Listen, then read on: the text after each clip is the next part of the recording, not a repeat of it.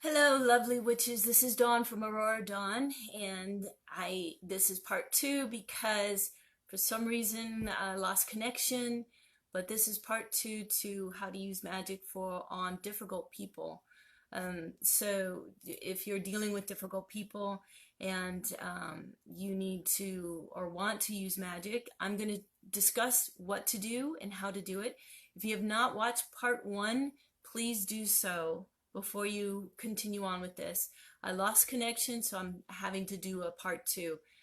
So anyway, to continue on, I did a forgiveness exercise where I wrote down my judgments of my mother and I burnt it in my cauldron.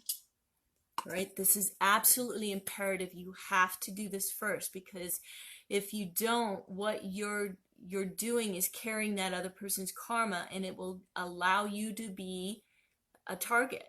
You will be an energetic match to that other person's criticism. So it's imperative that you clear yourself out of that other person's karma. Okay, once I've done that, I want to spend some time being really calm and feeling good about myself, about life, just feeling good in general. So if I have any like anger left or disappointment or frustration or any of that, I need to process that. So I'm going to do a forced inhale, forced exhale, like that. And I'm going to tune in. What am I feeling? And I've done this so many times. I don't write it down anymore. I just boo, boo, boo, boo, go right through it. So I'm feeling a little frustrated, a little worried about, why this is all happening. A little tiny bit of anger. It's more frustration than anger, and hurt.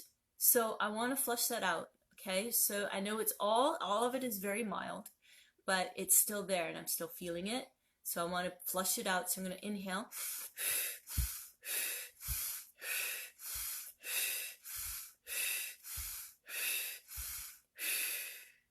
Just relax. Do not exhale all the way. Do not force your exhale all the way out. This can make you feel anxious and uncomfortable. So, and it's not necessary. Just relax. And you're going to feel a little lightheaded. And that's important because you want to tune into what it feels like to be in spirit. And when you are in spirit, you feel good. If you're in the present moment, you are in spirit and you feel good. If you don't feel good, guess what? You're not in the present moment and you are not in spirit.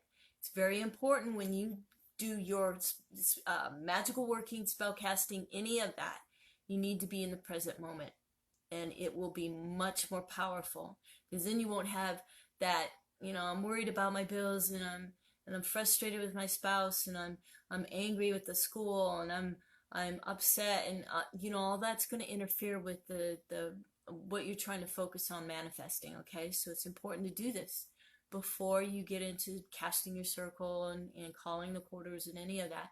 Do this first as part of cleansing. So you're cleansing through breath. You can use a smudge to cleanse your energy, aura, and then do the breathing, whatever order, either one, as long as you're clear and you're feeling good and you're ready to go. Okay, so I've done that, and you keep doing that breathing in and out, do several rounds until you really feel good. And so tune into your emotions. If you're still feeling something, breathe again. So now, and another very important thing to do is to spend some time feeling good and feeling compassion. So I'm going to tune into some visual cues for me to feel compassion. So one of those things would be kitties, babies, puppies. How about a mother cat nursing a litter of skunks? How beautiful is that? And dogs playing with a neighbor deer that came along, and they're playing together. How beautiful is that? So I'm going to focus on that. It makes me feel good about being here, being alive, and and there's so much love and joy to express and experience. And then I'm going to change my focus to my mother while I'm feeling this good feeling, and I'm feeling it for myself too. I'm feeling this compassion for myself, and I'm just starting to think about my mother, look at what she looks like, and she is happy.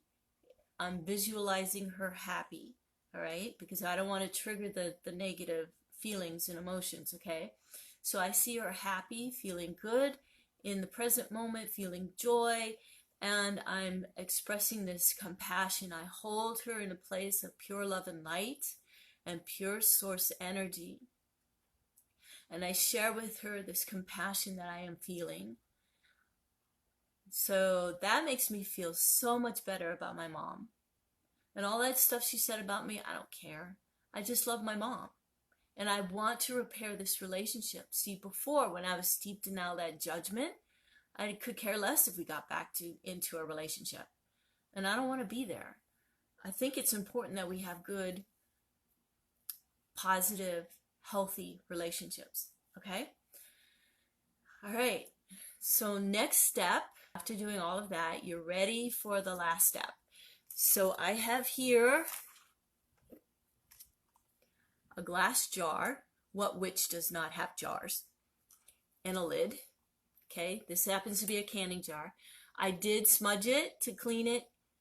It was already clean, but I used my white sage and Palo Santo, I think is how you pronounce it, because Palo Santo is an scent to me, is a blessing scent. It clears out negativity as well. Sage is a neutralizer. It is so incredibly powerful. That's another video though. So I cleansed it, but I wanted to bless it as well to raise its vibration up. Okay, you'll also need some honey, a pink ribbon, piece of paper that when you fold it will slip right into the jar very easily. And I'm using a pink marker, and pink is relationships, love, compassion, and I got them from the Dollar Tree, dollar store. Guess how much it was? $1. Woo! Okay, so the first thing you want to do is write the person's name. You can't see it because this pink is really faded. It's really light. There we go. See, I got my mom at the top, and then my name at the bottom. Of course, it's backwards. Whatever. So what you want to do is focus on repairing the relationship. So I'm going to bring them together, and I'm going up because I want to bring it up and together so the names are touching. Fold it at the bottom. Fold it up. I like threes, so this is the second fold, and then do the other side, the third fold. Hopefully that was clear. And then take the ribbon, tie the ribbon. I also got this at the Dollar Tree. Guess how much it was? It was $1. And this is a knot of love. And I'm going to tie the knot 3 times. And there it is. Okay, drop it into the jar. Okay.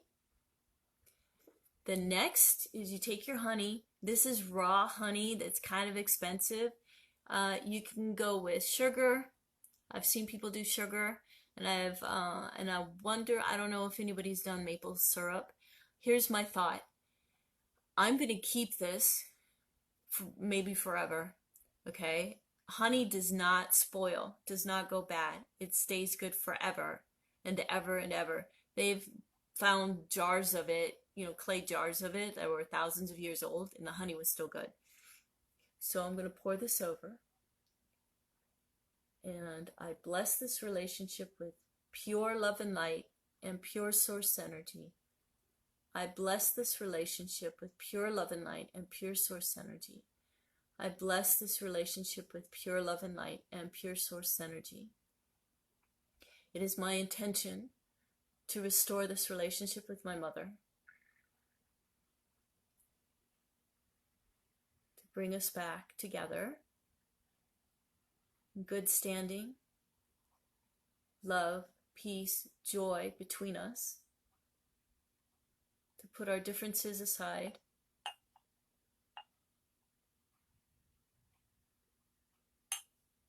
You just want to make sure everything is coated with honey. I need a little bit more on the end of it.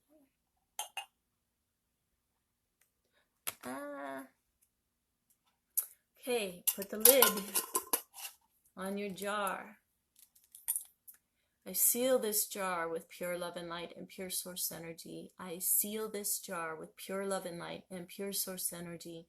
I seal this jar with pure love and light and pure source energy.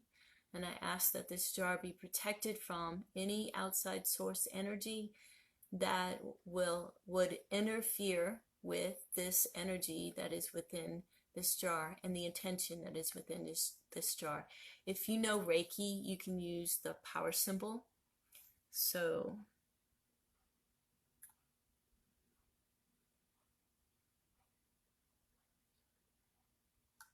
and I seal this with that power energy. Okay.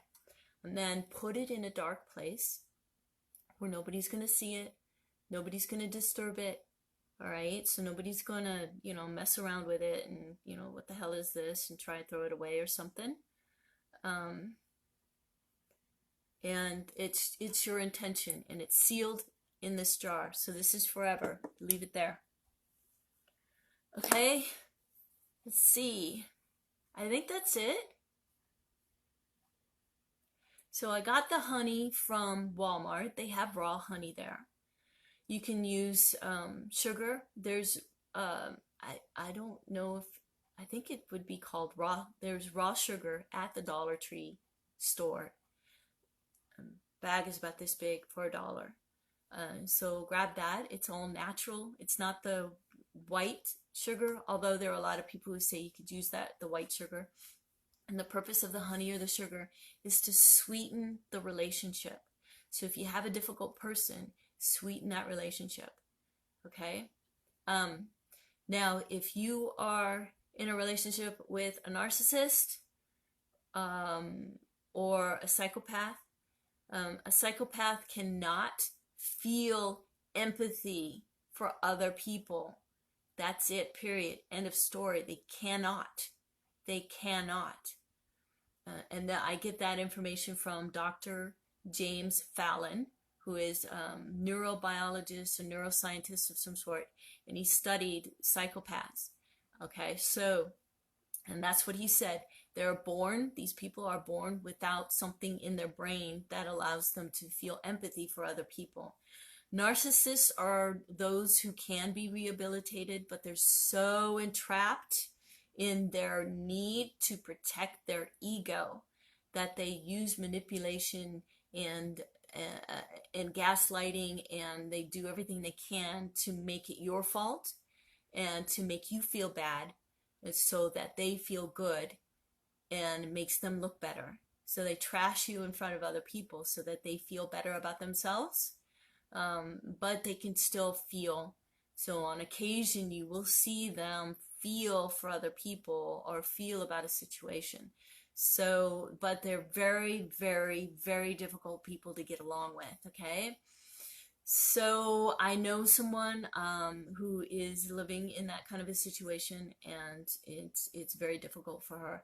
For anybody in a difficult situation where your significant other is making your life difficult, doing this work could make it worse. Just like with my husband, I was growing spiritually like crazy, and it freaked him out. He couldn't handle it. I outgrew him. He could not grow with me. He could not grow at all. He was so insecure and so afraid. Made my life hell. I had to leave. So it's up to you. You have to make that decision. Nobody can make that decision for you. If you can stay, then stay. Do everything you can to work on yourself. Make yourself better. A lot of times that'll make the difference. I had a student who was going through a very nasty divorce. Her husband treated her like crap. We started working together and getting her stuff up and working on it, healing, and then she, the next time I was communicating with her, she says, I cannot believe it, Dawn. He was actually nice to me. Her husband was actually nice to her after being so disrespectful and so mean. Yeah, I mean, he already had another girlfriend and they were going through this nasty divorce and he wanted to make her feel it or whatever. He was just really bitter. And so her working on herself, though, made a huge difference. And after that, he started, working with her and treating her with respect. Just blows my mind. I've seen it with my relationship with Skip. Before I started working on my shadow work, we would have these little, snippy things. He would snip at me.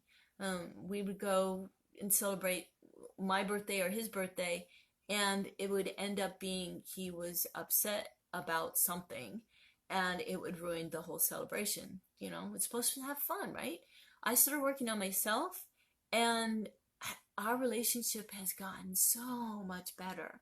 It's just wonderful. We just are enjoying living life together. And I can't be thankful enough about doing my own shadow work. And I know it will help you if you do this work. There's a lot more to shadow work than what I shared today. I have a course called Self-Mastery for Witches. It is not a course where I sell you all the videos and you do it on your own. I am there with you. I work with you. In fact, the last 3 classes are one-on-ones with me. All right?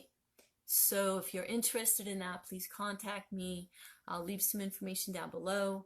I will be offering the course here soon.